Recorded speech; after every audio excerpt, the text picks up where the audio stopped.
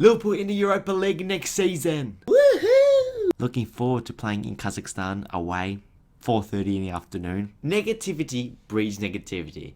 We're going to win the Europa League next year. Come on then. This weekend is the last week of Premier League matches. Liverpool are going to be facing Southampton in a dead rubber, as you can see in the table. Liverpool are going to be finishing 5th behind Newcastle in front of Brighton.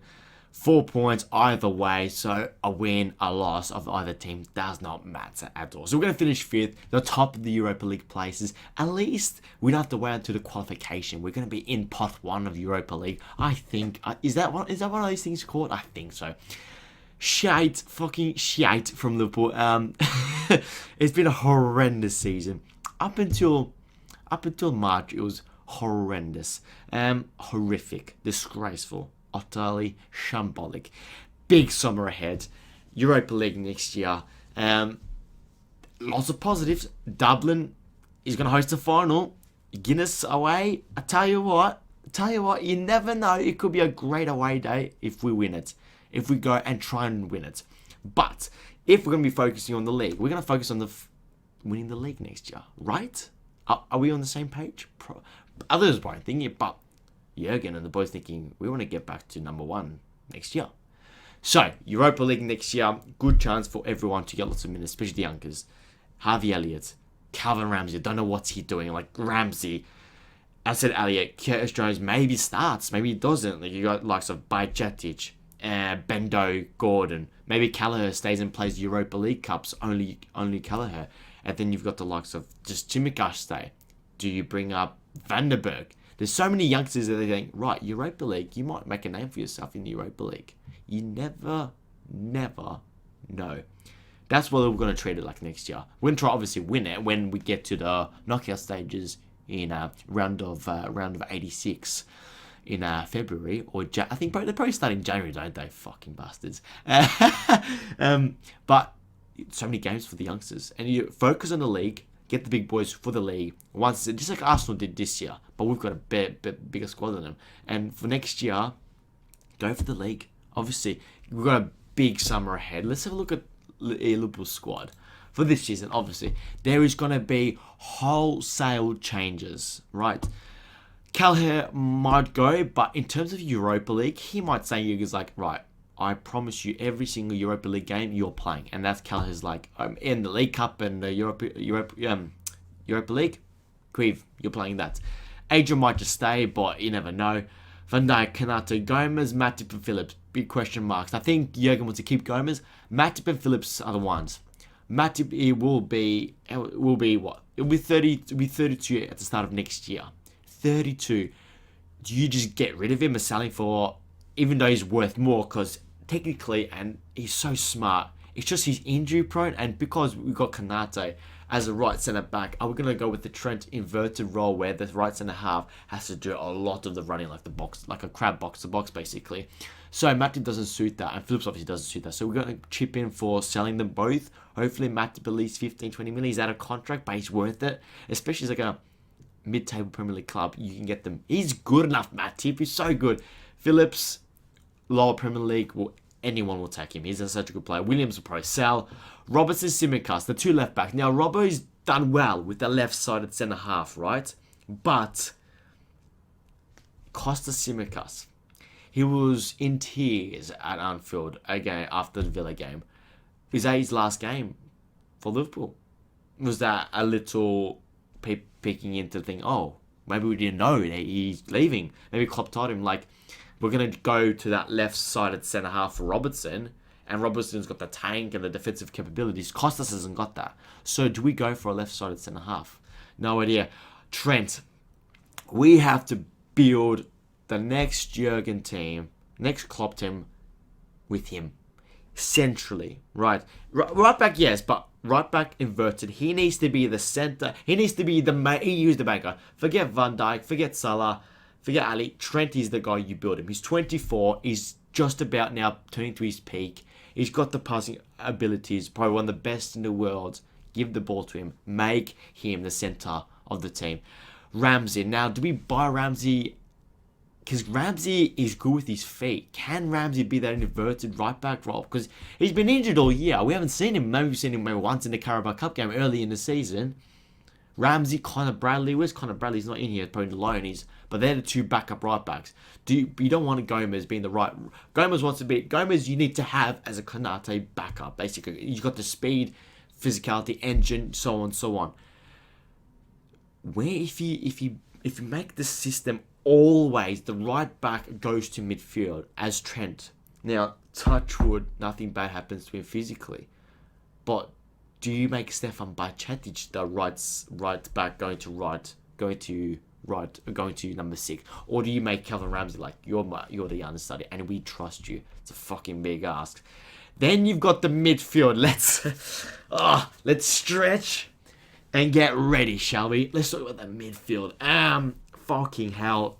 So Naby is already going, Ox going, and James Milner already going on a free transfer. And next year, so that leaves with Fabinho, Bajcetic, Thiago, Kurt Jones, Jordan Henderson, Harvey Elliott, and potentially Fabio Carvalho in the midfield roles. There is so many question marks about the midfield is the biggest talking point of the summer for us. I will do a video of midfielders we should be looking at and so on. After probably next week I'll make that video. Fabinho, will Liverpool try and cash in on him? But the always question is, the likes of Thiago and Fabinho, Thiago's injury record is crap. It's so do you just plan your season without Thiago? And Thiago's just a luxury. Thiago is amazing. One of the best footballers I've ever seen. Play at Liverpool. Not me physically, but me watching, right? Do you just say, okay, we're going to prepare 7, 8 midfielders and you're going to be number 8, number 9th? You're just going to be a luxury player. If you're fit, we'll play you. If not, we've already got our squad set up for that, right? Do you sort of say that? Do you plan it that way? Because you can't trust. He came back after Real Madrid, and then a couple of weeks after, he was gone for the rest of the season. I'm thinking, just like that. And Thiago, beautiful with the ball at his feet. Oh, just majestic. Just a real technician. One of the best central midfielders over the past decade. But if he's not fit, he's worth nothing to the team, right? It's just any injury player. Fabinho did better at the end of the season, but is that because him playing better, or is it the team playing better and he just fits in better? If an offer comes through, he's still 29, so he's still got a few years technically left, right? Unless his legs have completely fallen off and now he just walks with his knees, or runs with his knees. He looked like he's been running with his knees, though he's running through cement at times this season. Do you say, okay, if 40 million bid comes in from Monaco, for example, or, I don't know, Atletico Madrid, no idea. Do you just say, right, we just cash in him, he's 29, contract is expiring, so he's still got lots of years, but, or do you just say, we're losing too many midfielders, we just keep him? Especially you got Bajcetic, learning off Fabinho and Trent coming in, you don't know, but Fabinho, Thiago, do you just keep because we're losing too many players? Curtis Jones, last 2 months, brilliant. He's basically saying, right, next year, that left centre mid, that's mine. Now, if you buy someone, McAllister, Mason Mount, right, you're going to verse me for that position. And competition for the places is the best thing to happen in a team, in any team. Competition. If your player is too relaxed, too comfortable, and thinking, yeah, I don't have to work hard, this is always my spot, then you're going to get, poor performances on a regular basis, or average at best. Curtis Jones, Kent Mallow, it does it even exist? I don't know. Henderson, now because Millie left, Jordan's had a crap season along with Fabinho. You keep him because he's got the leadership skills and all that, but he doesn't start nowhere near he's in the first 11. No way. I love Jordan. I love everything he's done for the club, but he's been crap this year. He's been better at the end of the season, but, mate, we wouldn't win the league. He's not going to be in our next league title winning team, for sure. He's past his best, but because of Milner gone, you need Henderson, someone there who could be on the bench always, just demanding perfection of the team, right? Harvey Elliott and Carvalho are also the biggest question marks. Do they fit into the next Liverpool team? They are both so young. Do you just say both of them, or one of them, you go out on loan and just play 30 league games a season? Cavalli did not play at all. I wouldn't be surprised if Cavalli just gets sold back to Fulham. Someone who plays with a number 10, because Cavalli is such a beautiful player to watch. He's small but creative and flary, and he's got an eye for goal. He can score a goal. He can pick out a pass, but it doesn't fit our system, especially if his ball retention isn't that great. Ali is a bit better than Cavalli in terms of the counter pressing. And Klopp said that many, many times. That's why Ali played lots and lots of games this year. Cavalli, the exact opposite. You just say, maybe Europa League next year, we just keep him. You just play Europa League games and try and learn that system off that. It's a fascinating conundrum to have with these two, because they are so... Look, they're both 170... They're both shorter than me. I'm 5'8". They're 5'7". They're so good. They can create goals, but... box to box, or winning the ball back and ball retention, counter pressing, and being positionally awareness, spatial awareness of how to play the tactical system that Jurgen wants to give for this team for the next title winning side. Have they got that? I don't know. And basically the forward line is set. Bobby Firmino leaving. I'm going to be sad, but that is it. Diaz, Gakpo, Jota, Salah, and Nunes, and probably one of Doak or Kate Gordon, and maybe Harvey Elliott playing in the right wing. So, forward is done. It's just the midfield and some of the defense is crucial. It'll be fascinating to see what we do next year. But the Europa League makes us think, right, it is really likely because, just the squad quality or the team quality to get past the group and saying, right, and you say basically to French players, prove it to me. Prove it. I hope we don't fucking face Sevilla next year. If Sevilla win it, because if Sevilla is Roma, innit? If Sevilla win it, wait, where's the La Liga table? Let's have a look. Where is Sevilla? Because Sevilla are where? Oh, they're in 10th. So if they, I wonder if they do runners up go to Europa League, or runners up get fuck all? But at least potentially we won't face Sevilla next year. Touch wood. Last game of the season against Southampton. Obviously, it's a dead rubber for both teams. Southampton are dead gone. Let's have a look at the league table just one more time.